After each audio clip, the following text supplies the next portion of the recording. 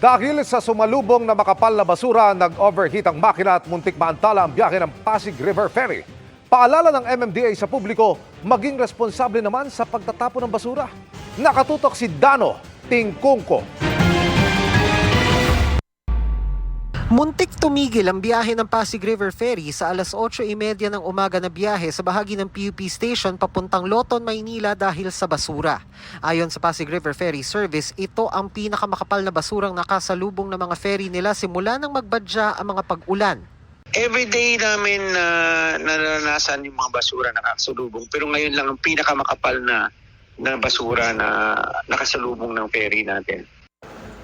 Hindi na nga raw kinaya ng 3 trash skimmer ang dami ng basurang nahakot kaninang umaga sa dami ng umagos sa ilog. Muntik na ngang hindi kayanin ng 2 ferry boat ang dami ng basura na panay pulupot sa mga LSC. Ang 2 bangka namin ngayon ay pabalik na, kaso lang mabagal ng kanilang makina ay nag-overheat na dahil dun sa mga basura na kanilang nadadaanan. Ngayon, nag-dispatch ako ng 2 available boats from our Kapitan Dockyard para sunduin yung mga pasahero na kung sakaling mag-overheat itong 2 bangka, mailipat namin from Valenzuela Station to Pinagbuhatan Station.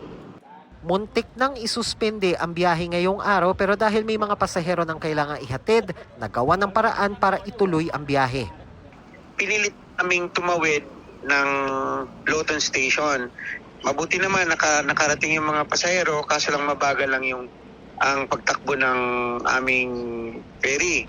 Ngayon, pagbalik naman namin, ganun ulit, napuluputan ulit. Matagal yung biyahe namin. Instead na 2 hours, umabot po kami ng 3 oras.